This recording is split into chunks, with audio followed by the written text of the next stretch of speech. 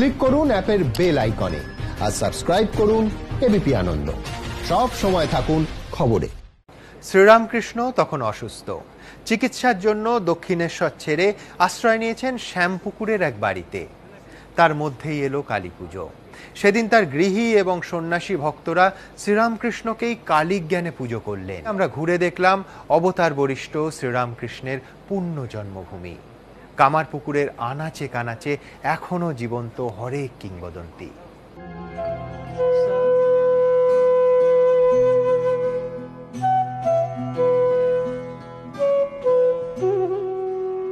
আচ্ছা, চিনু শাখারির বাড়িটা কোন দিকে বলতে পারেন? ওই রাস্তা ধরে সোজা এগিয়ে গিয়ে বাঁ হাতে। আমাদের প্রশ্নের উত্তর দিতে একটু দেরি করলেন না ভদ্রমহিলা। উত্তর দেওয়ার ধরন দেখে মনে হলো যেন কতদিনের পরিচয়। বাড়ি গেলেই দেখা মিলবে। কামারপুকুরের পথে ঘাটে এভাবেই বেঁচে আছেন শ্রীরামকৃষ্ণের স্মৃতিধন্য নানা চরিত্র।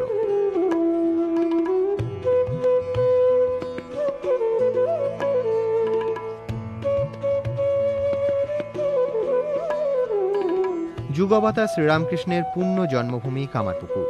দক্ষিণেশ্বর, বেলুড় মঠ বা বাগবাজারে মায়ের বাড়ি যাননি এমন লোক কমই আছেন। কিন্তু কলকাতা থেকে 70 মাইল উত্তর পশ্চিমে শ্রীরামকৃষ্ণের জন্মভূমিতে কজন গেছেন? আর সেই লক্ষ লক্ষ ভক্তের কথা ভেবেই আমরা বেরিয়ে পড়লাম শ্রীধাম কামারপুকুরের উদ্দেশ্যে। বাঁকুড়া, হুগলি আর মেদিনীপুর জেলার একেবারে সন্ধিস্থলে অবস্থিত কামারপুকুর, শ্রীপুর এবং মুকুন্দপুর, এই 3টে গ্রামকেই একসঙ্গে কামারপুকুর বলা হতো।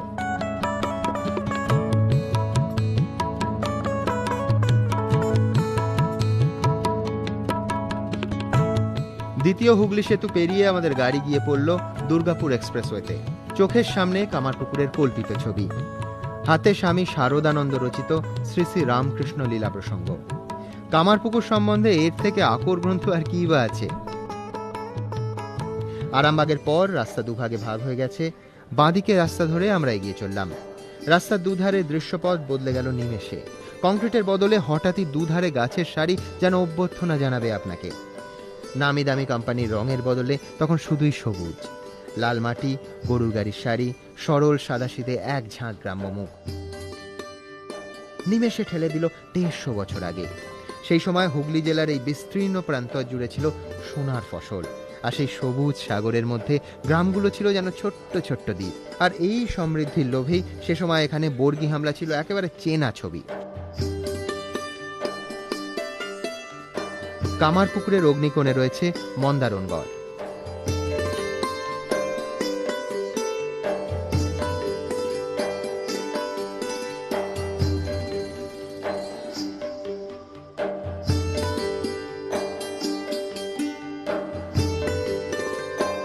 লাল মাটি আর সবুজ গাছের বুক চিরে আমরা ঢুকে পড়লাম একসময়ের দুর্ভেদ্য দুর্গে। প্রাচীন এই দুর্গের আর কোনো চিহ্নই নেই। ইতিহাস গিয়ে মুখ লুকিয়েছে মাটির গভীরে। গড়ের পাশ দিয়ে বয়ে যাওয়া আমোদর নদও এখন মরা নদীর শ্রোতা। রয়ে গেছে কেবল চিহ্ন, শুধু স্মৃতিটুকু।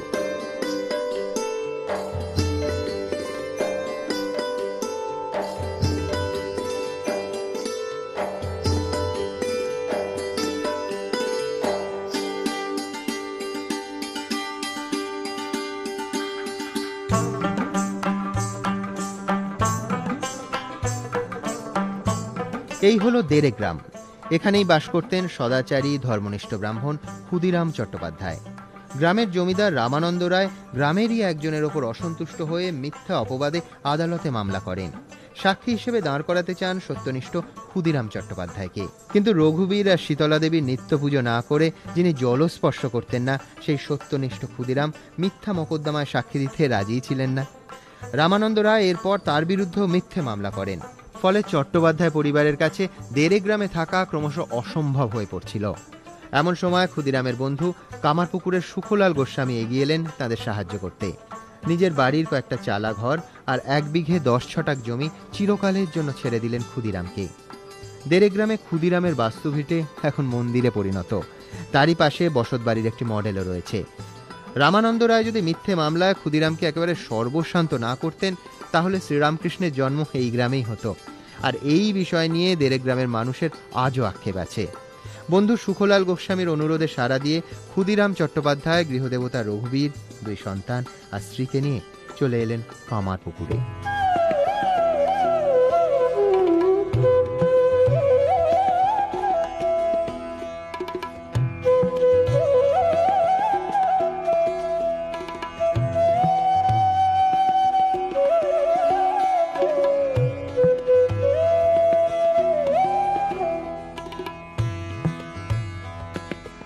গ্রামের 3-4টে পুকুরের মধ্যে কামারদের পুকুরের নামেই গ্রামের নাম কামারপুকুর।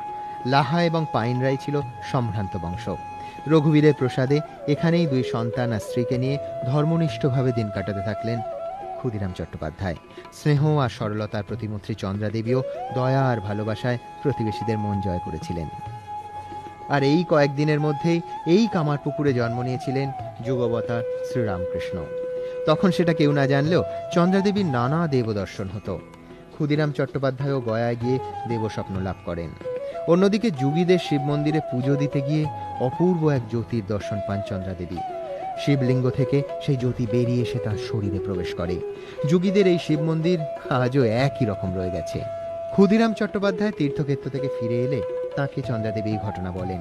দুজনের ভাব বিনিময়ের পর তারা বুঝতে পারেন দৈব সন্তান লাভ করতে চলেছেন তারা।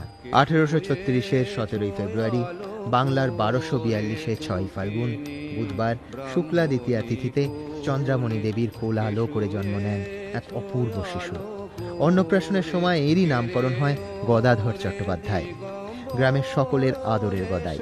ঠাকুর শ্রীরামকৃষ্ণের যে স্থানে জন্ম হয়েছিল সেটা তখন হিকিসাল ছিল। এখন অবতার শ্রেষ্ঠ ঠাকুর শ্রীরামকৃষ্ণের সেই আতুর ঘরটিকেই এক সুন্দর মন্দিরে পরিণত করা হয়েছে।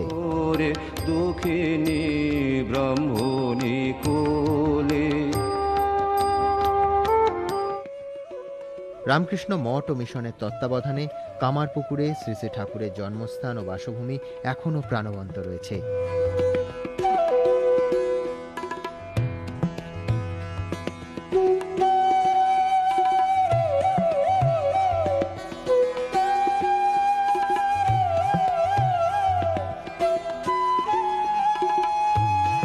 ঠাকুরের জন্মস্থানের ঠিক ওপরেই মন্দিরের বেদি রয়েছে।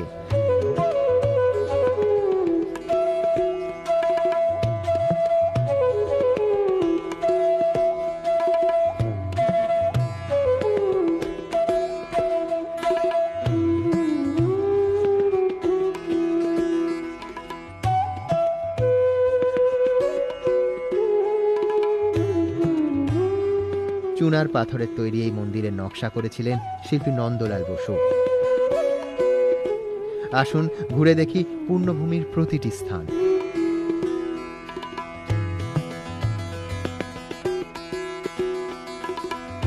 রামকৃষ্ণ শরণম রামকৃষ্ণ শরণম রামকৃষ্ণ শরণম শরণ্যে রামকৃষ্ণ শরণম রামকৃষ্ণ শরণম।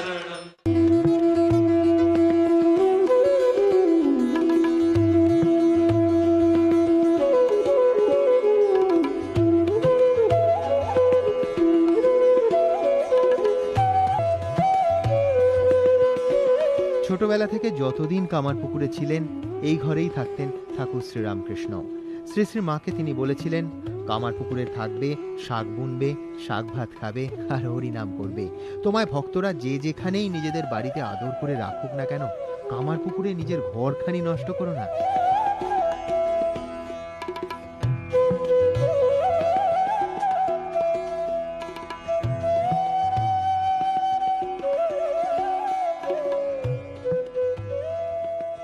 ঠাকুরের কথা অক্ষরে অক্ষরে পালন করে ঠাকুরের পার্থিব শরীর ত্যাগের পর শ্রী শ্রী মা অনেক অভাব অনটন সত্ত্বেও কামারপুরের এই ঘরেই কাটিয়েছেন অনেক দিন।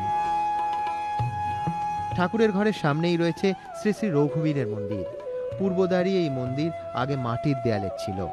1951-তে ঠাকুরের মন্দির তৈরির সময় রঘুবীরের মন্দিরটিকেও পাকা করা হয়। এই মন্দিরে শিলারূপী রঘুবীর, রামেশ্বর শিব, গোপাল মূর্তি, একটি নারায়ণ শিলা এবং ঘটরূপিণী শীতলা দেবী আজও নিত্য পুজো হয়। ঠাকুরেরই বংশধর এখনো এই নিত্য পূজা পাঠের দায়িত্ব সামলান। ঠাকুরের বাবা বা বংশের মন্দির এটা। মা বলেছিলেন সারদা মা, যে রঘুবীরটুকু বংশে থাকবে, বংশেরাই পুজো করবে, এরা আয় ব্যয় নিজেরা খরচা করবে, তোমরা কিছু নিও না। যখন ঠাকুরের মন্দিরটা করবে এদের মন্দিরটা করে দেবে।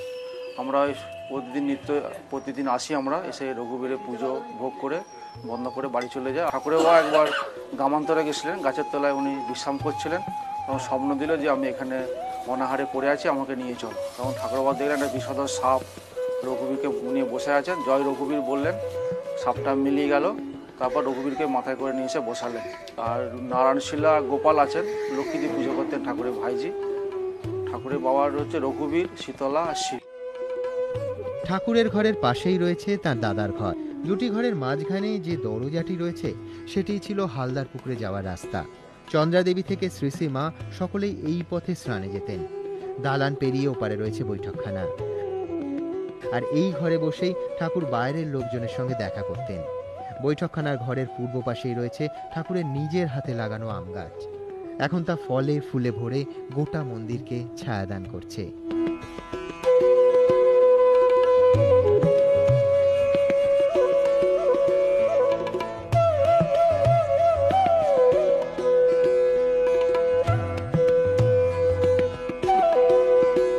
এই বাড়িতেই হাঁসের পিঠে চড়ে এক লাল রঙের ঠাকুরকে দেখেছিলেন চন্দ্রাদেবী। ভেবেছিলেন রোদে মুখ লাল হয়ে গেছে, শরীর ঠান্ডা করার জন্য পান্তা ভাত খাওয়ার অনুরোধও করেন তিনি, কিন্তু নিমেষে মিলিয়ে যান সেই হাঁসে চড়া ঠাকুর। পরে বুঝতে পারেন স্বয়ং ব্রহ্মা এসেছিলেন। একদিন গেরুয়া বেশে এই দালানের নিচে দাঁড়িয়েই মাকে চমকে দিয়েছিলেন বালক গদাই। বাসগৃহের প্রতিটি কোণা এখনো শিহরণ জাগায় ভক্তদের মনে। তাদের কাছে এক পরম পূর্ণ স্থান। ঠাকুরের আঁতুরঘর দর্শনকে জন্ম জন্মান্তরের সৌভাগ্যের ফল বলেই মনে করেন সকলে। শান্ত, সখ্য, মধুর, নানা ভাব যার মুখে নিত্য খেলে বেড়াতো, সেই পরম ঠাকুরের জন্মভূমিতে পা রাখলেই রোমাঞ্চিত হবেন।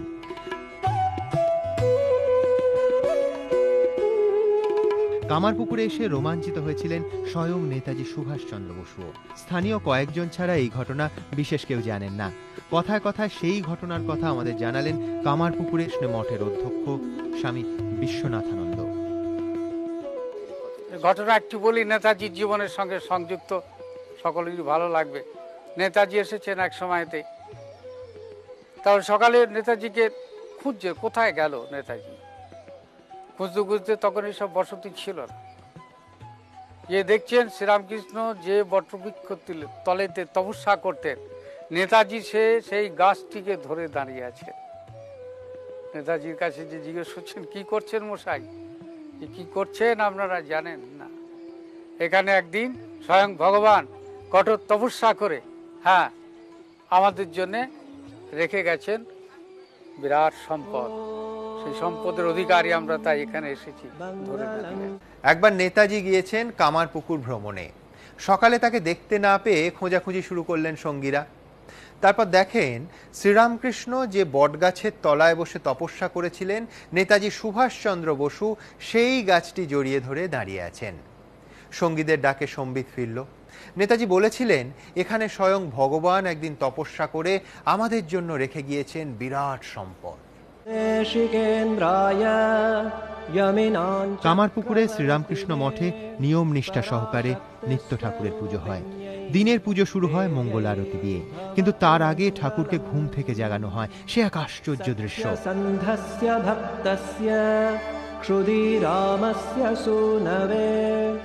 গদাধরায় মেদিন্যাম অবতীর্ণায় মঙ্গলম। মনে হবে জীবন্ত ঠাকুর ঘর থেকে বেরিয়ে ভক্তদের পুজো নিতে আঁতুর ঘরের মন্দিরে চলে গেলেন। সামনে দাঁড়িয়ে থাকলে গায়ে কাঁটা দেবে, মনে হবে সাক্ষাৎ শ্রীরামকৃষ্ণ আপনার সামনে দিয়ে চলে গেলেন।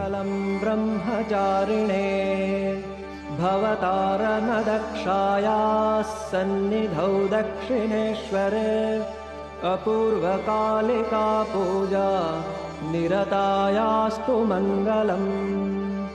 मथुरानाथ विश्वास सेवा निर्वृत चेतसे तपश्चरणशीलाय योगीशायास्तु मङ्गलम्। साधक व्याज सन्दिष्ट सर्वाम्नाय सुवर्त्मने सर्वतन्त्र स्वतन्त्राय नित्यसिद्धाय मङ्गलम्। तपसि ब्रह्मचर्ये च या स्वस्य सहधर्मिणी तस्या श्रीशारदा देव्या।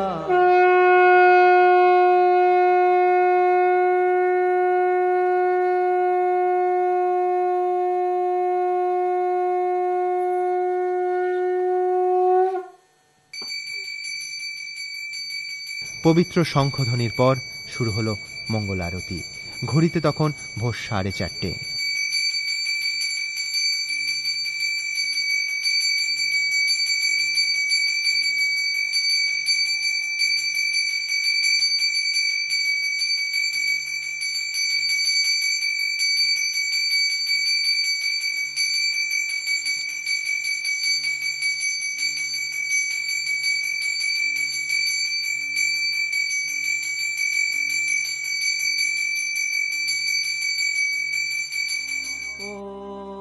সেই সকালেও ভক্তদের সংখ্যা নেহাত কম নয়।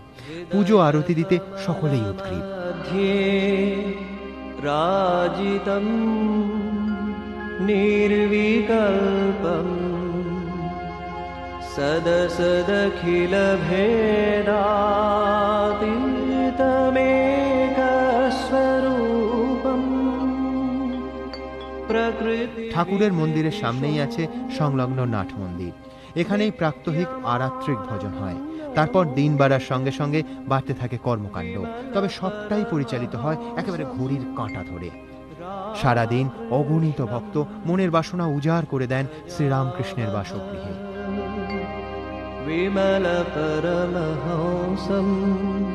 কামারপুকুরের আনাচে কানাচে ছড়িয়ে আছে ঠাকুর শ্রীরামকৃষ্ণের পবিত্র স্মৃতি।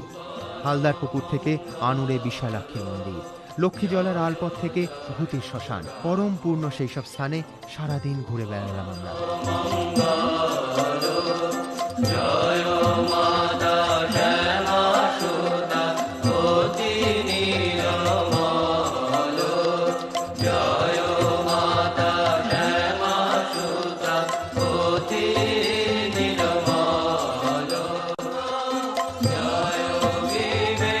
ঠাকুরের জন্মভিটের ঠিক উত্তর দিকে হালদার পুকুর, হাঁটা পথে 2 মিনিট।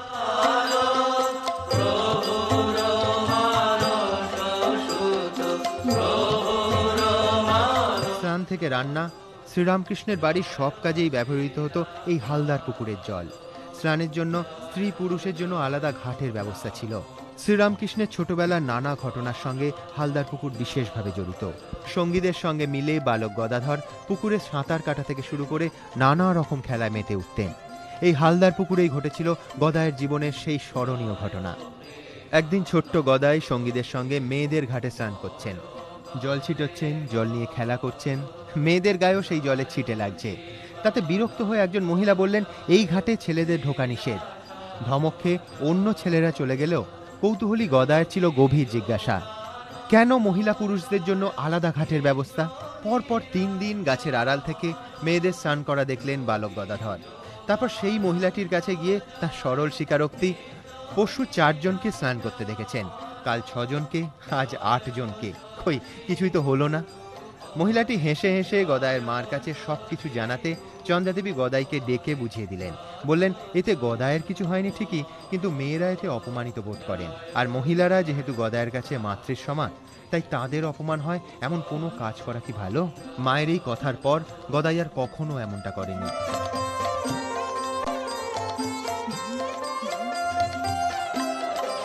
হালদার পুকুরের কথা উঠলেই শ্রী শ্রী শারদা মায়ের জীবনের বিশেষ একটা ঘটনার কথা না বললেই নয়।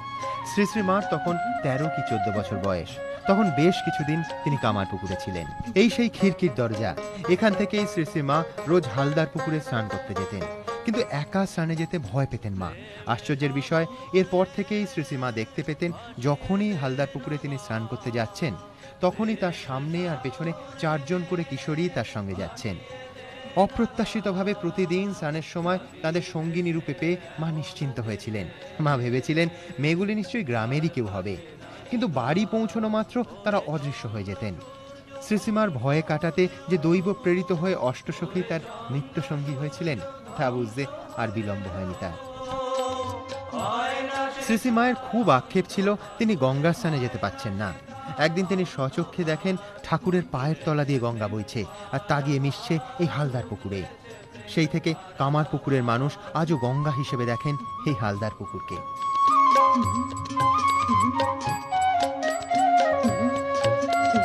এই কামার পুকুর ঘিরে কত কাহিনী, কত কিংবদন্তি। কামার পুকুরের পাশে আনুর গ্রাম, আর সেখানেই প্রাচীন বিশালাক্ষী মন্দির।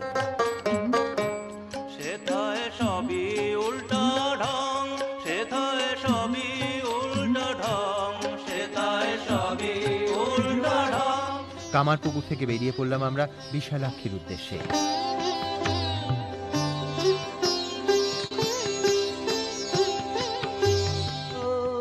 গদাই ধরলেন বিশালাক্ষীর গান। বিশালাক্ষীর কথা ভাবতে ভাবতে কিছুক্ষণের মধ্যে বেহুশ হয়ে মাটিতে পড়ে গেলেন। কেউ ভাবলেন রোদ লেগে এমনটা হয়েছে, মাথায় জল ঢালা হলো, আঁচল দিয়ে হাওয়া করলেন কেউ কেউ, কিন্তু হুঁশ আর ফেরে না। শেষ পর্যন্ত ধর্মদাস লাহার কন্যা প্রসন্নময়ীর মনে হলো গদায়ের ওপর বিশালাক্ষী দেবীর ভর হয়েছে। গদাইকে তিনি ঠাকুর দেবতার মতোই ভাবতেন। প্রসন্নর কথা মতো সবাই গদাইকে বিশালাক্ষী দেবী ভেবে স্তব করতে লাগলো। তারপরই জ্ঞান ফিরল গদাধরে। আগের মতোই তাদের সঙ্গে হাঁটতে শুরু করলো ছোট্ট গদাই। এই ঘটনার আগে আরও একবার ভাব সমাধিস্থ হয়েছিলেন বালক গদাধর। এখনো বিশালাক্ষী মন্দিরে নিত্য পুজো হয়। পুকুর ঘাট, গাছের সারি সবই আগের মতো রয়েছে এখনো।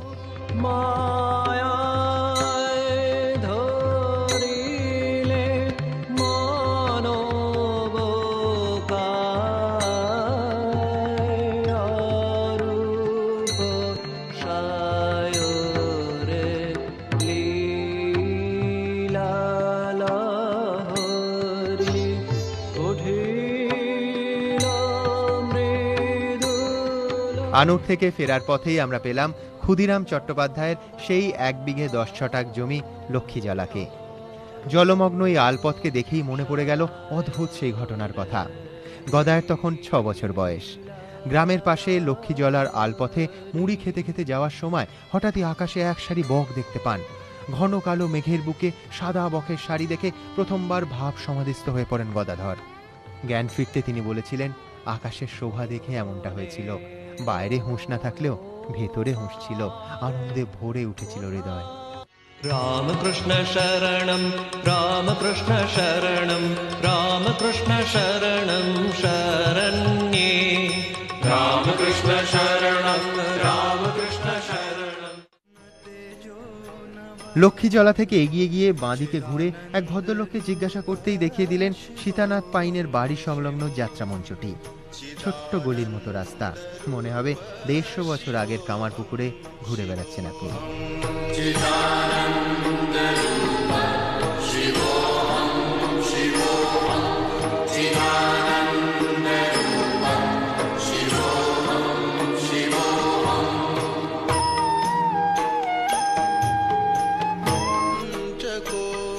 এই ঘটনা ঘটেছিল সীতানাথ পাইনদের বাড়ি, এখনো রয়েছে সেই বাড়ি।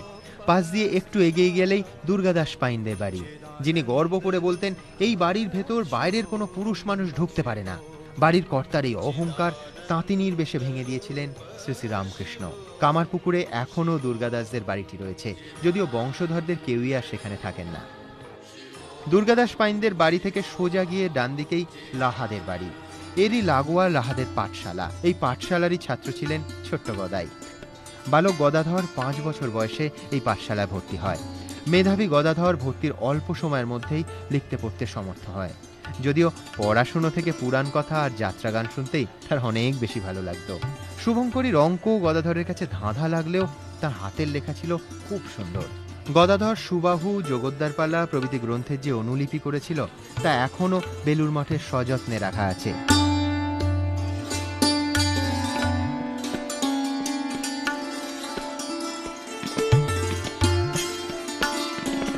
পাঠশালার ভেতরে কাঠের কাজ দেখলে তাক লেগে যাবে।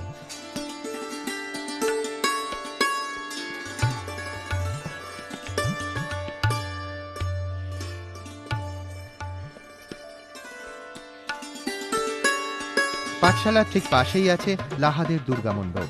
একসময় দুর্গাপুজোর দিনে গোটা কামারপুকুর অঞ্চল ভেঙে পড়ত এই দালানে। এইখানেই একমাত্র পুজো হতো, এখন কেবলই স্মৃতি। আড়ম্বরে নানা চিহ্নতেও পড়েছে সময়ের বলি রেখা। দুর্গা মণ্ডপের গায়েই রয়েছে লাহাদের বিষ্ণু মন্দির। বর্গী আক্রমণের হাত থেকে আত্মরক্ষার জন্য মন্দিরের ওপর ও নিচে দু জায়গাতেই বেশ কয়েকটি গোপন ঘর ছিল। ঠাকুর পাঠশালা থেকে মাঝে মাঝেই চলে আসতেন এখানে, মাঝে মাঝেই বসে পড়তেন দেবদেবীদের ছবি আঁকতে।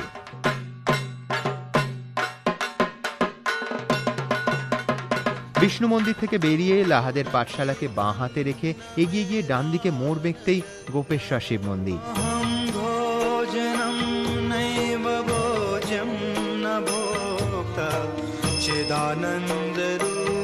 দক্ষিণেশ্বরে থাকার সময় শ্রীরামকৃষ্ণের দিব্য ভাব অবস্থা উন্মাদ রোগ বলে কামারপুকুরে প্রচারিত হয়। সেই সময় মা চন্দ্রাদেবী গদাধরের কল্যাণ কামনায় এই গোপেশ্বর মন্দির প্রাঙ্গণে হত্যে দিয়েছিলেন।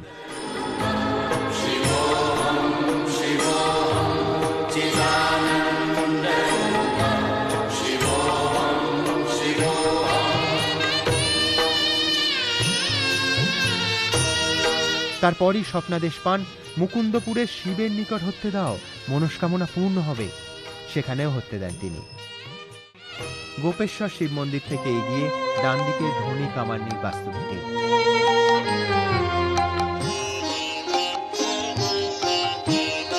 এই ধনী কামারনি ছিলেন শ্রী শ্রী রামকৃষ্ণের ধাত্রীমাতা। ঠাকুরকে অত্যন্ত স্নেহ করতেন ধনী কামারনি। উপনয়নের সময় ধনী কামারনিকে ভিক্ষে মা করে স্নেহের মর্যাদা রক্ষা করেন গদাই। কামারপুকুরে ধনী কামারনির বাস্তুভিটেটা হাজার নেই, সেখানেই তৈরি হয়েছে ধনী কামারনির মন্দির। এখান থেকে বেশ খানিকটা দূরে চিনু শাখারির বাস্তুভিটে। বালকের সঙ্গে তার মধুর সম্পর্ক গড়ে উঠেছিল। তিনি মনে করতেন গদাধর দেবতার অংশ। চিনু শাখারির আশঙ্কা হয়েছিল গদাধরের অবতার লীলা আরম্ভ হওয়ার আগেই হয়তো তার বৃদ্ধ শরীর পঞ্চভূতে মিশে যাবে। বালক গদাধরকে তিনি সেই কথা বলেও ছিলেন। এখন শুধুমাত্র বাস্তুভিটে আর একটা তুলসী মঞ্চ ছাড়া চিনু শাখারির বসত বাড়ির আর কোনো চিহ্নই নেই। চলো দেখে আসি উজ্জ্বলিছে দিশি কোটি শশীরূপ মাধু। কামারপুকুরের আরেকটা উল্লেখযোগ্য স্থান মানিক রাজা রামবাগান। কলেজ মোড়ের পেছনেই রয়েছে এই বাগান, তবে এখন ফলে ভরা বাগানের কোনো চিহ্নই নেই। এই দুটি আম গাছ মানিক রাজা রামবাগানের শেষ সাক্ষী। আর এই বাগানেই গদাধর তার বন্ধুদের সঙ্গে খেলা, অভিনয়, গান নিয়ে মেতে থাকতেন।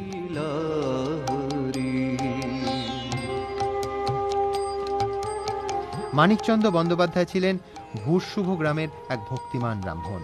গ্রামের দয়ালু ব্যক্তি হিসেবে সুপরিচিত ছিলেন তিনি। সকলে তাকে মানিক রাজা বলে ডাকতেন। ভূষশুভ গ্রামে এখনো মানিক রাজার প্রাসাদোপম বাড়ির ধ্বংসাবশেষ দেখতে পাওয়া যায়। বালক গদাধরকে প্রায়ই মানিক রাজা তার বাড়িতে নিয়ে আসতেন। মানিক রাজার আমবাগানের মতোই বালক গদায়ের অত্যন্ত প্রিয় জায়গা ছিল সত্য ময়রার মিষ্টির দোকান। সাদা বোঁদে আর জিলিপি খেতে দারুণ ভালোবাসতেন কামারপুকুরের আদরের ধন গদাই। যখন তখন জিলিপি খেতেন তিনি, এমনকি ভর পেটেও।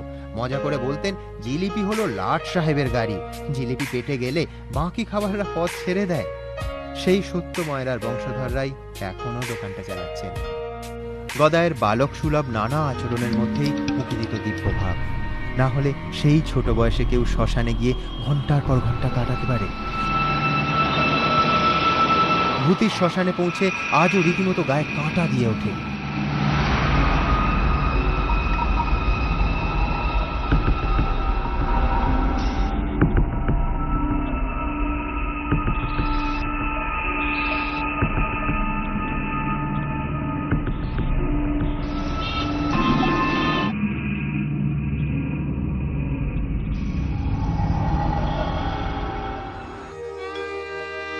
পরের দিনের সূর্যোদয়, আর সঙ্গে সঙ্গে মন খারাপ।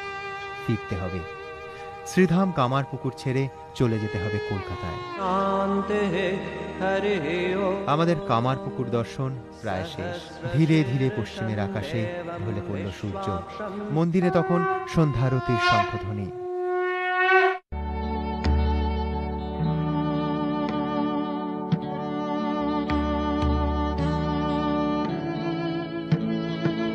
সন্ধেবেলা রঘুবীর আর ঠাকুরের আরতি একই সঙ্গে শুরু হলো।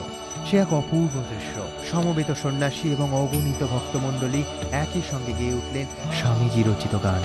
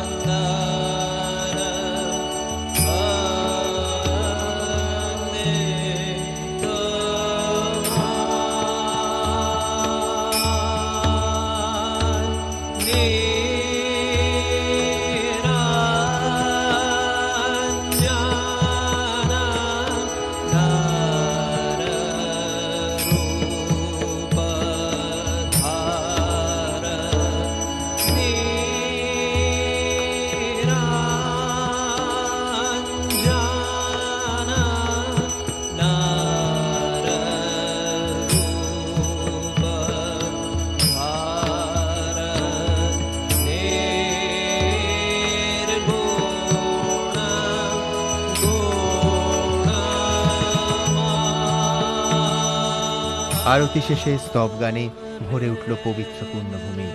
আমরাও তৈরি হলাম ঘরে ফিরে যাওয়ার জন্য। দু চোখ জুড়ে তখন ঠাকুর শ্রী শ্রী রামকৃষ্ণের শ্রীমুখের ছবি। মন জুড়ে কামারপুকুর, কানে বাজছে রামকৃষ্ণ শরণম। रामकृष्ण शरणं रामकृष्ण शरणं रामकृष्ण शरणं शरण्ये रामकृष्ण शरणं रामकृष्ण शरणं रामकृष्ण शरणं शरण्ये। সারদা দেবী যখন শ্রীরামকৃষ্ণের কাছে দক্ষিণেশ্বরে থাকেন তখন নহবতী ছিল তার থাকার জায়গা। একবার শ্রীরামকৃষ্ণ বলেছিলেন, মন্দিরে যে মা আছে তিনিই আবার নহবতেও আছেন। সারদা দেবী যে দেবী ভগবতীর অংশস্বরূপ, এর মাধ্যমে সেই বার্তাই ভক্তমণ্ডলীর কাছে পৌঁছে দিয়েছিলেন শ্রীরামকৃষ্ণ।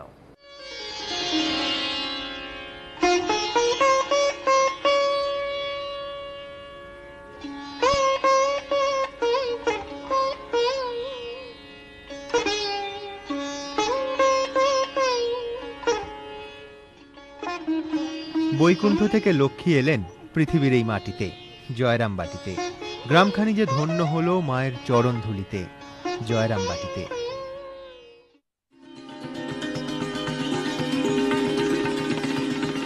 শ্রীধাম কামারপুকুরের পর আমরা বেরিয়ে পড়লাম মা শারদার পূর্ণ জন্মভূমি জয়রামবাটির উদ্দেশ্যে।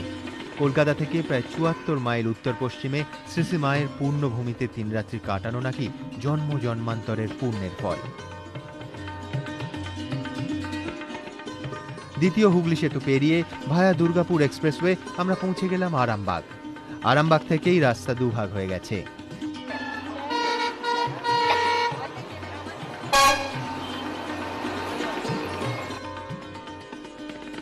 বাঁদিকে রাস্তায় ঢুকে পড়লাম আমরা। খানিকটা যেতেই দামোদর ব্রিজ পেরিয়ে একেবারে সবুজের রাজ্যে প্রবেশ করলাম। কামারপুকুর থেকে জয়রামবাটির দূরত্ব মাইল ৪। গাছের সারির মধ্যে দিয়ে এগিয়ে চললাম আমরা। চোখে ভাসছে জয়রামবাটির কল্পিত ছবি। বসন্তের রং লেগেছে দুপাশের গাছের সারিতেও।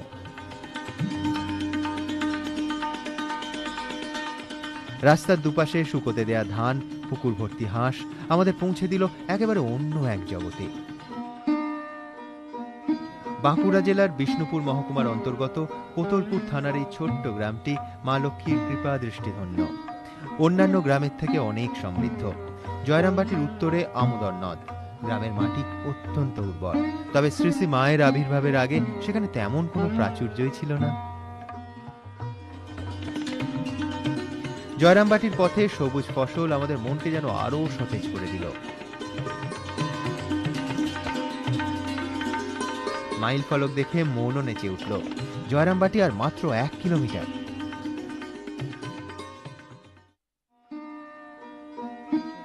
আধুনিক সভ্যতার কেন্দ্রস্থল থেকে একেবারে বিচ্ছিন্ন জয়রামবাটিতে পৌঁছে মনে হলো এ যেন দেবভূমি, লক্ষ্মীর বাসস্থান। মাতৃমন্দিরে যখন পৌঁছলাম তখন সন্ধ্যা পেরিয়ে গেছে।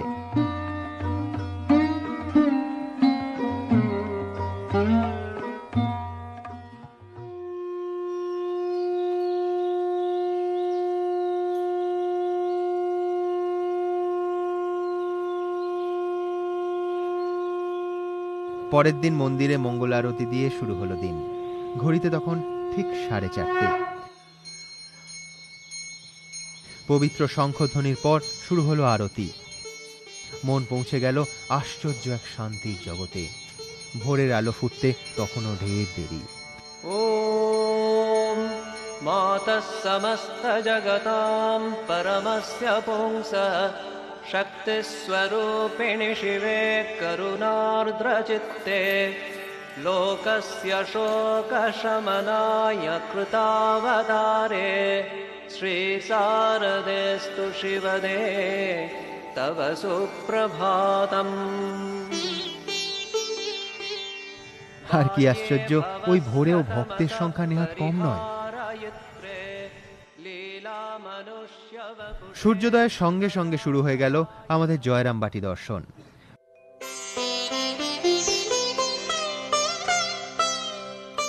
প্রথমেই আমরা গেলাম শ্রী শ্রী মায়ের আঁতুর ঘরে।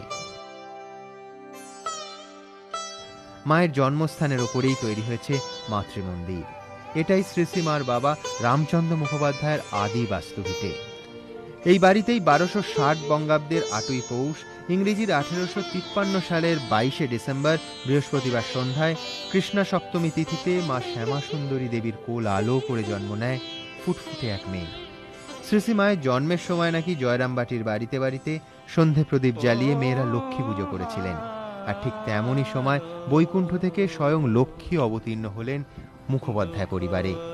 মায়ের 9 বছর বয়স পর্যন্ত এখানেই ছিলেন তারা। শ্রী শ্রী রামকৃষ্ণের সঙ্গে তার বিয়েও এই বাড়িতেই হয়েছিল। ঘরেই মায়ের জন্ম হয়েছিল এবং যেইখানে জন্ম হয়েছে সেখানে মায়ের মূর্তি বসানো হয়েছে। এই আজকে সেটা হয়েছিল 23 সালে, 1923 সালে এই মন্দির হয়েছে। সেই মন্দির হওয়ার আগে বাড়িটা ভেঙে এখানে মন্দির করেছে। যখন মন্দির খুঁড়তে যায় তখন একটা শিবলিঙ্গ পেয়েছিল ওই জায়গাতেই। এখানে গ্রামের এক বুড়ি ছিল, বুড়ি দাইমা ছিলেন, তখন তো হাসপাতাল ছিল না, সেই দাইমা কে ডেকেছে, ডেকে জায়গাটা ঠিক করেছে। তো যেখানে জন্ম হয়েছিল যখন খুঁড়লো দেখা গেল একটা শিবলিঙ্গ পাওয়া গেছে। এখন এই শিবলিঙ্গ এখন পুজো হয় নিত্য, ছোট্ট এরকম, এটা নিত্য পুজো হয়।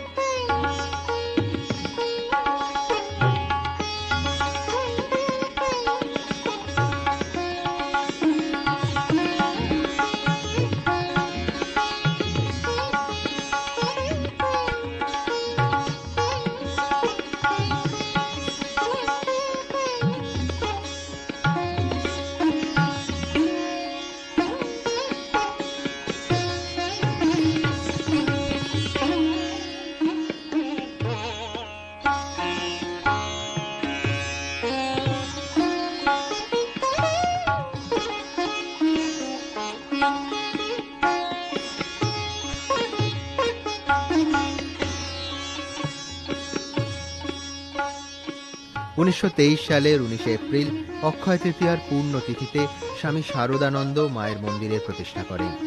1953 সালে শুভ বাসন্তী শুক্লা ষষ্ঠীতে শ্রী শ্রী মায়ের শ্বেতপাথরের মূর্তি স্থাপিত হয়। মায়ের পবিত্র পুত দেহাস্থি মন্দিরের মধ্যেই স্থাপন করা হয়।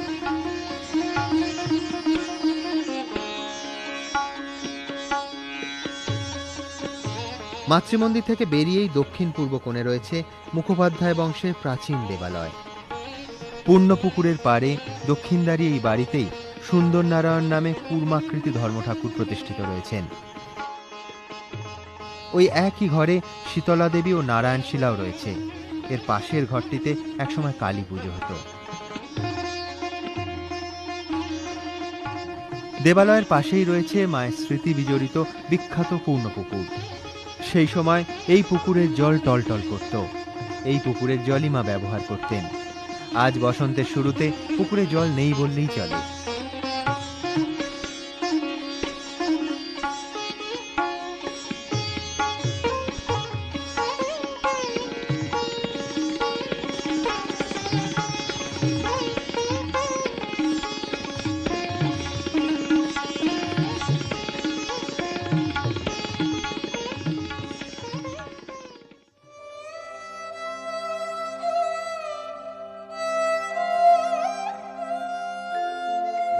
কুলদেবতার মন্দির থেকে আরো খানিকটা এগিয়ে ডান দিকে বেঁকলেই আছে মায়ের পুরনো বাড়ি।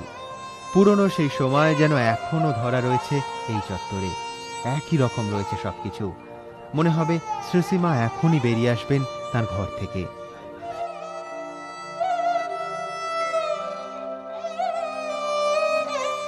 देवी प्रसन्नवदने करुणावतारे दिव्योज्ज्वलद्युतिमयी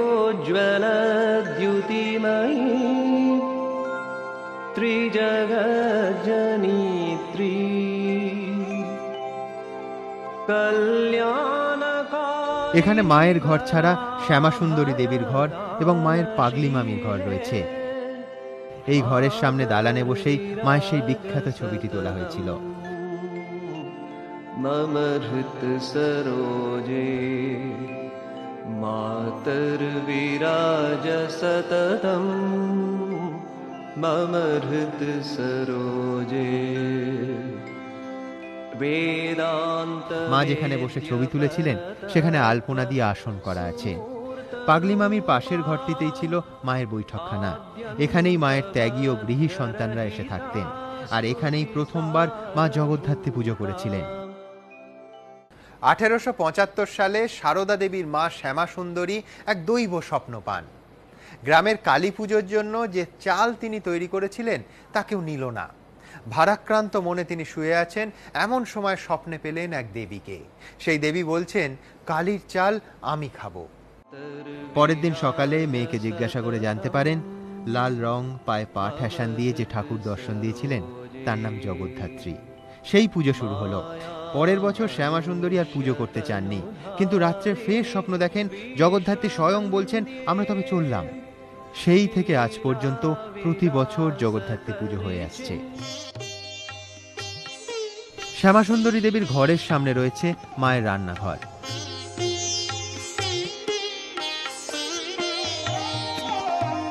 সন্তানরা এলে আনন্দে নেচে উঠত মায়ের মন। তিনি নিজে হাতে নানা পদ রাঁধতেন তাদের জন্য। মায়ের বাবা একটা বাড়ি করেন, সেটা হচ্ছে পুরনো বাড়ি। সেই পুরনো বাড়িতে মা 52 বছর ছিলেন। সেখানে অনেকের দীক্ষাদি হয়েছিল। এই বাড়িটাই পুরনো বাড়ি, অনেক ভক্তদের সাধুদের দীক্ষা হয়েছে। এই দালানেই ভক্তরা শালপাতা উঠিয়ে জায়গাটি পরিষ্কার করতে গেলে শ্রী মা বলতেন, থাক থাক, লোক আছে। আসলে তিনি নিজে ওই কাজটি করতেন। মায়ের আত্মীয়রা সব বর্ণের উচ্ছিষ্ট পরিষ্কার করতে চাইতেন না। একদিন মাকে উচ্ছিষ্ট পরিষ্কার করতে দেখে মায়ের ভাইজি নলিনীদি বলেছিলেন, মাগো 36 জাতের এঁটো কুড়োচ্ছ। মা উত্তরে বলেন, 36 কোথায়, সবই তো আমার। এমনই মমতাময়ী ছিলেন মা। এসেছে মোদের কি আর ভাবনা ভাই, মা এসেছে মোদের কি আর ভাবনা ভাই, ভবের বোঝা দূরে ফেলে। এমনকি আমজাদ ডাকাতো মাকে প্রচন্ড শ্রদ্ধা করত। একদিন আমজাদ এই দালানে খেতে বসেছেন। যেহেতু তার অন্য ধর্ম, তাই নলিনীদি তাকে দূর থেকে ছুঁড়ে ছুঁড়ে খেতে দিচ্ছিলেন। মা দেখে বিরক্ত হয়ে বললেন, এমন ভাবে খেতে দিলে কেউ কি খেতে পারে? এরপর তিনি নিজে হাতে আমজাদকে পরিবেশন করে খাওয়ালেন। তার এঁটো পাতা নিজে পরিষ্কার করলেন। নলিনী বলে উঠলেন, ও পিসিমা, তোমার তো জাত গেল। মা একটুও না ভেবে উত্তর দিলেন, আমার শরৎ যেমন ছেলে, আমজাদও তেমনই ছেলে। মায়ের এই স্নেহপরায়ণ স্বভাব ছোটবেলা থেকেই।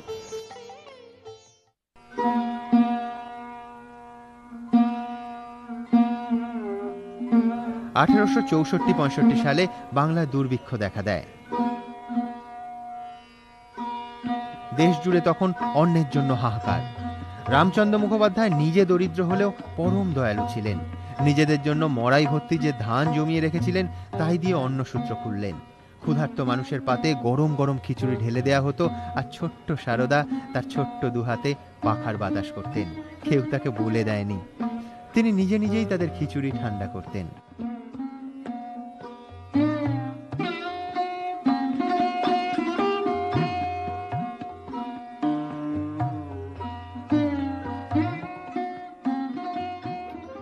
মায়ের ভাইদের সংসারে থাকতেন, তো ভাইদের সংসার বেড়ে গেল, তখন জায়গা অভাব। শরৎ মহারাজ স্বামী শারদানন্দজি, শ্রীরামকৃষ্ণ পরমহংসের শিষ্য, তিনি মাকে এই নতুন বাড়িটা করে দিলেন। এই নতুন বাড়িতে মা 4.5 বছর কি 4 বছর ছিলেন।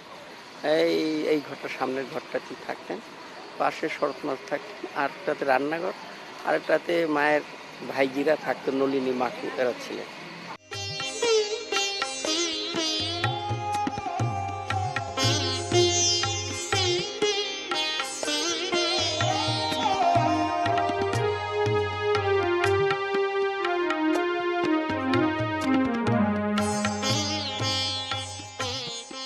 '1916 থেকে 1920 প্রায় 4 বছর এই বাড়িতেই বাস করতেন মা। এই বাড়ির চার কোনায় 4টি মাটির দেয়াল আর খড়ের চালাযুক্ত ঘর তৈরি হয়। এই ঘরেই আরেক ভাইজি রাধুকে নিয়ে মা বাস করতেন। রাধু সম্পর্কে ঠাকুর মাকে বলেছিলেন, এ হলো যোগমায়া, একে অবলম্বন করে থাকো। মায়ের পাশের ঘরটি ছিল রান্নাঘর। রান্নাঘরের ঠিক সামনের ঘরটি নলিনীদি ব্যবহার করতেন।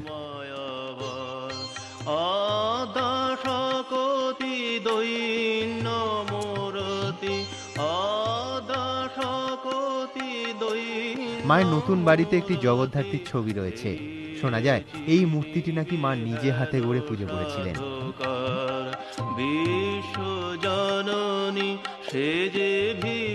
মায়ের নতুন বাড়ির গায়ে রয়েছে জগদ্ধাত্রী মণ্ডপ। এছাড়া অন্য সময় এখানে ভক্তরাও থাকতেন।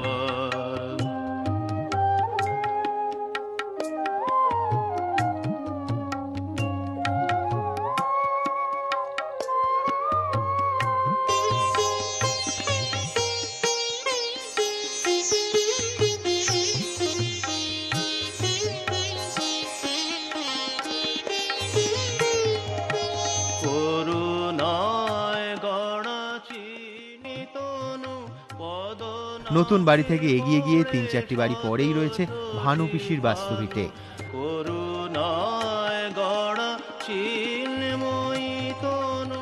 জয়রামবাটির কাছেই ফুলুই শ্যামবাজারে তার বিয়ে হয়েছিল, কিন্তু মাত্র 20 বছর বয়সে তিনি বিধবা হন এবং জয়রামবাটিতে ফিরে আসেন।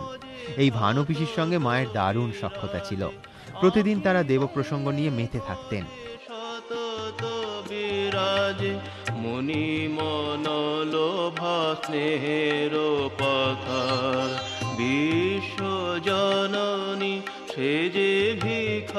জয়রামবাটিতে যখন শ্রী শ্রী ঠাকুরকে মুখুজ্জেদের খ্যাপা জামাই বলে প্রচার করা হয়, তখন মা দারুণ আঘাত পান।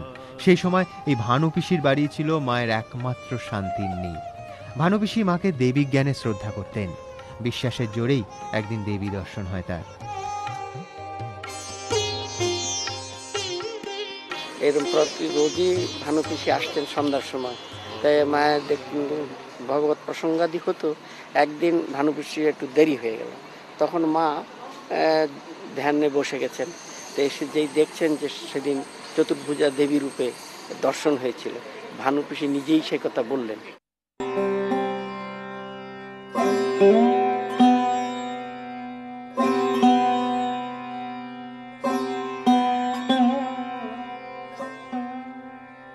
মাতৃমন্দিরের প্রধান ফটকের বাঁদিকে সরু গলিতে রয়েছে মায়ের দেয়া গোপালের মন্দির।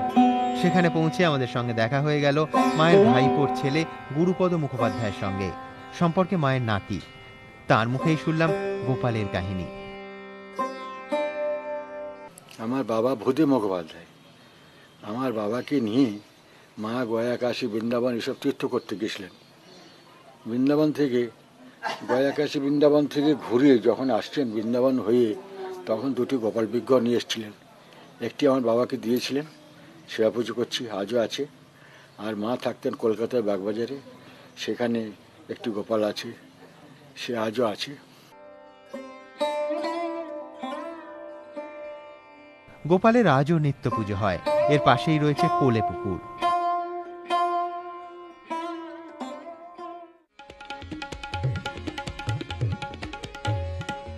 গোপাল মন্দির থেকে বেরিয়ে মায়ের জন্মভিটের আগে ডান দিকে সরু গলিতে ঢুকে পড়লাম আমরা। ভিতর দিয়ে খানিকটা এগিয়ে গিয়ে পৌঁছলাম সিংহবাহিনীর মন্দিরে, স্থানীয় ভাষায় মারো।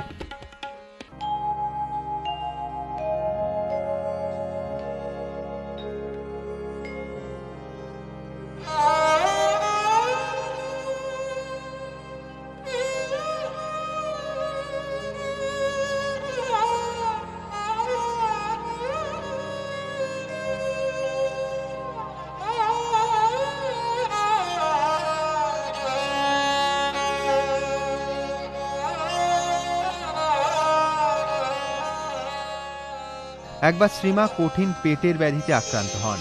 দীর্ঘদিন ধরে অসুখ আর সারছে না, ক্রমশ দুর্বল হয়ে পড়ছে শরীর।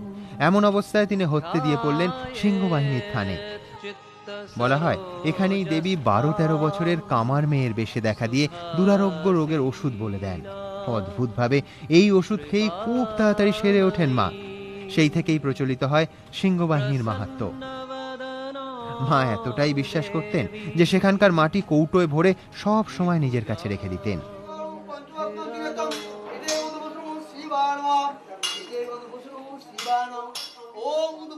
আজও এখানে প্রতিদিন অসংখ্য ভক্ত পুজো দিতে আসেন। সিংহবাহিনী জগদ্ধাত্রী হলেন ধাতুর ঘট মূর্তি। মূল মন্দিরের দুপাশে রয়েছে দুটি মৃত্তিকা কুণ্ড। প্রত্যেক ভক্তের কাছে আজও এখানকার মাটি সর্বরোগহরক। হেমালঙ্কার ভূষিতা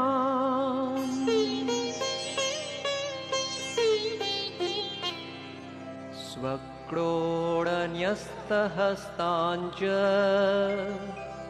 ज्ञानभक्तिप्रदायिनीं शुभ्रां ज्योतिर्मयीं जीवपापसन्तापहारिणीं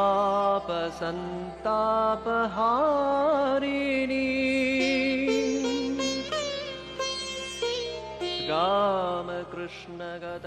এখন মূল মন্দিরের সংস্কার চলছে। সকালের পুজো চলতে চলতেই আমরা বেরিয়ে পড়লাম। সিংহবাহিনী মন্দিরের পাশ দিয়েই চলে এলাম বাণুজ্য পুকুরে। স্থানীয় মানুষ একে তাল পুকুরও বলেন।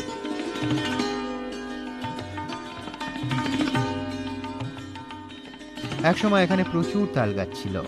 এখনো দু একটি তাল গাছ সেই চিহ্ন বহন করছে। পুকুরটি গ্রামের দক্ষিণ পূর্ব কোণে। দীর্ঘদিন শ্রীশ্রীমা এই পুকুরে রোজ স্নান করতে আসতেন।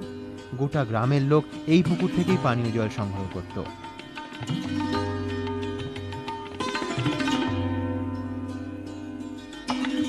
বাণুজ্য পুকুর থেকে আমরা শটান চলে এলাম মায়ের দিঘিতে। শোনা যায় এই পুকুর থেকেই নাকি মা ছোটবেলায় গরুর খাদ্য দল ঘাস কাটতেন। তখন এটি আহের নামে পরিচিত ছিল।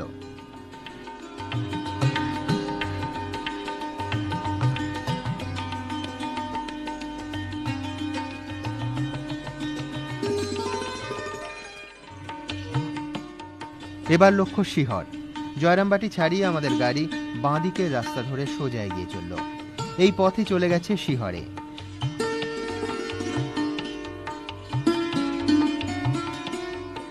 শিহর একদিকে যেমন সারদা দেবীর মা শ্যামা সুন্দরী দেবীর বাপের বাড়ি, তেমনি শ্রীরামকৃষ্ণের সদা সহচর ভাগ্নের হৃদয়ের বাড়িও এই গ্রামেই। তবে শিহরে প্রবেশ করে প্রথমেই চোখে পড়ল শান্তিনাথ শিবের মন্দির।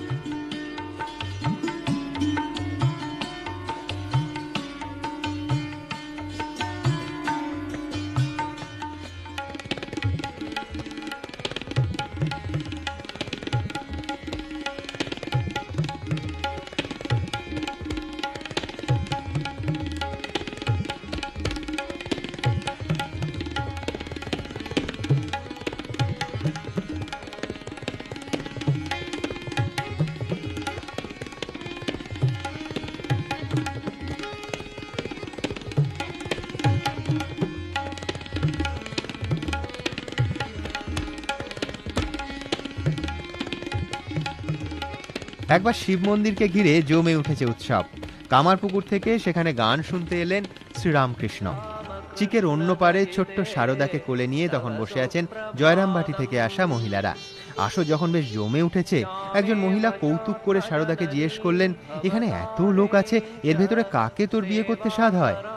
বিয়ের মানে বোঝার বয়স না হলেও সারদা সোজা হাত তুলে দেখিয়ে দিলেন চিকের অপর পারে বসা বছর 20 শ্রীরামকৃষ্ণকে। হাসির ঢল নামল মহিলাদের মধ্যে।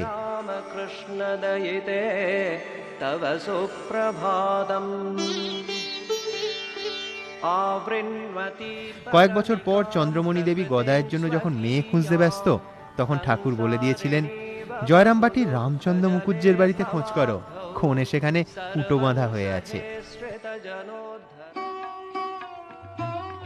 শান্তিনাথ তলা থেকে বাঁদিকে সরু রাস্তা ধরে আমরা এগিয়ে চললাম। ধান ক্ষেতের মধ্যে দিয়ে বেশ খানিকটা এগিয়ে যখন হৃদয় মুখোপাধ্যায়ের বাড়িতে পৌঁছলাম, তখন সূর্য হেলে পড়েছে পশ্চিম আকাশে। বাড়ির সামনেই একচালার দুর্গা দালান। সেখানে যিনি বসেছিলেন তিনি হৃদয়ের পৌত্রবধূ। আমাদের পরিচয় পেয়ে ডেকে আনলেন তার স্বামীকে।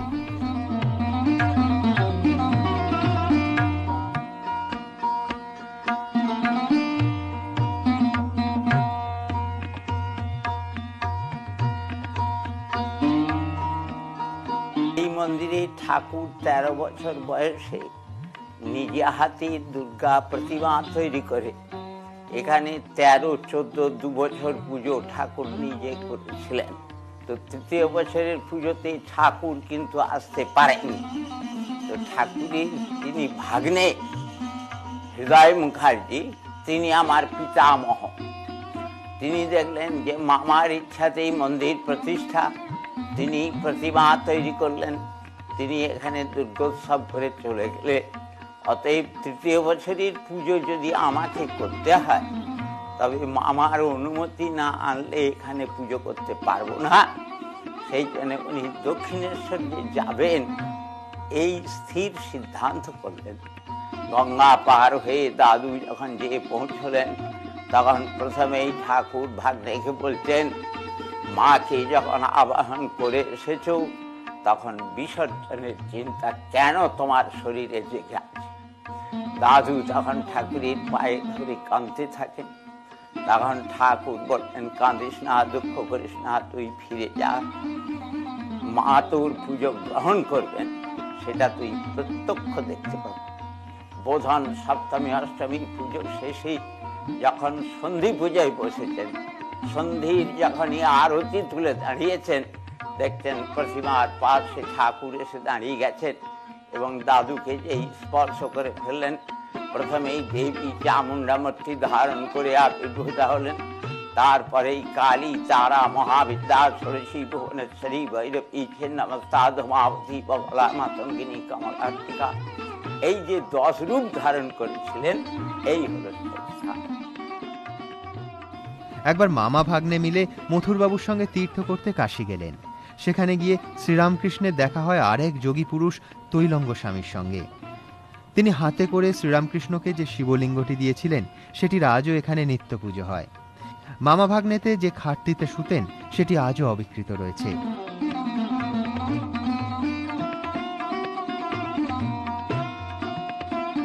আর রয়েছে শ্রী শ্রী ঠাকুরের নিজের হাতে লেখা চণ্ডী।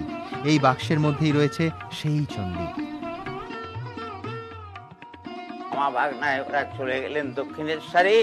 মায়ের অনুমতি পাওয়ার পর এখানে ফিরে এসে ঠাকুর কলা পাতাতে যে চণ্ডী লিখে 10 মহাবিদ্যা দেবী রূপে যাগ যজ্ঞ অভিষেক করে প্রতিষ্ঠা করে রেখে গেছেন, এই মন্দিরে প্রত্যেক দিন নিত্য পুজো অন্নভোগ হয়।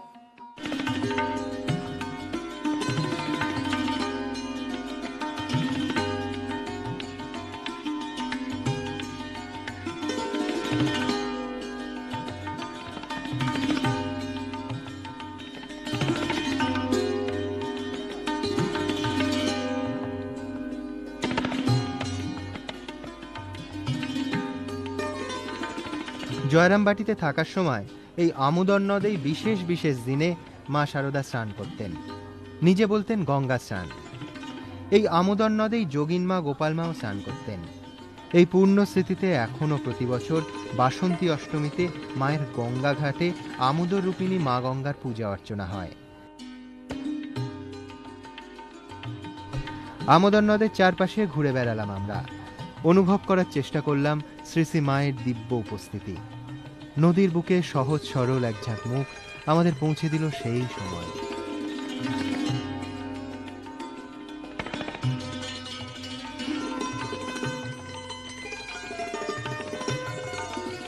আমোদর নদ দেখে আমরা চললাম কোয়ালপাড়ার পথে। জয়রামবাটি ছাড়িয়ে বিষ্ণুপুরের দিকে এগোলে 8 কিলোমিটার দূরে পড়ে কোয়ালপাড়া।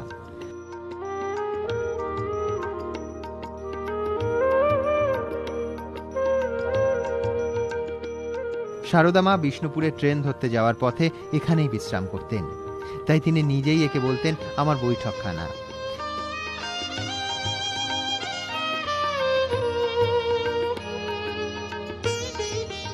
একবার তিনি কেদারবাবুকে চিঠি লিখে বলেছিলেন, তোমরা যদি কোয়ালপাড়াতে আমার জন্য একখানা ঘর রাখতে পারো তবে দেশে গিয়ে মাঝে মধ্যে তোমাদের ওখানে থাকি। এই চিঠি পাওয়া মাত্র কেদারবাবুর পুরনো ভিটেতে পরম উৎসাহে তৈরি হলো মায়ের এই বৈঠকখানা। রাধুর অসুখের সময় দীর্ঘদিন রাধুকে নিয়ে এখানেই ছিলেন তিনি। এছাড়া স্বাধীনতা সংগ্রামীদেরও আখড়া ছিল এই আশ্রম।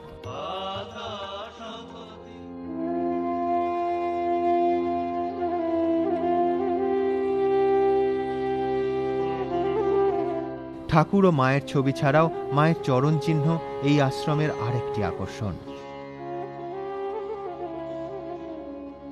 এখানে মোট 15 বার মা এসেছেন। কদিন তিনি কোয়ালপাড়ায় ছিলেন তার একটা তালিকাও রয়েছে এখানে।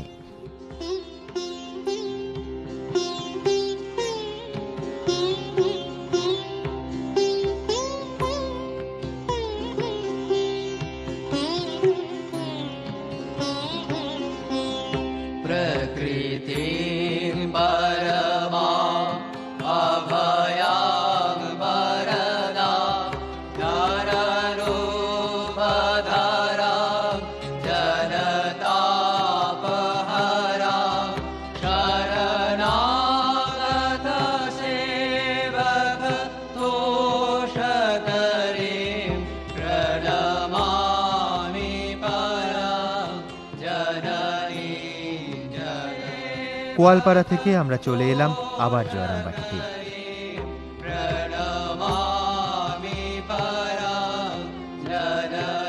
ব্যাগ গুছিয়ে রওনা দিলাম কলকাতার উদ্দেশ্যে। তার আগে গেলাম যাত্রা সিদ্ধি মন্দিরে। শ্রী শ্রী মা যে কোনো স্থানে যাওয়ার আগে এই ধর্ম ঠাকুরের মন্দিরে প্রণাম সেরে নিতেন। সেখানেই প্রণাম করে আমরা বেরিয়ে পড়লাম।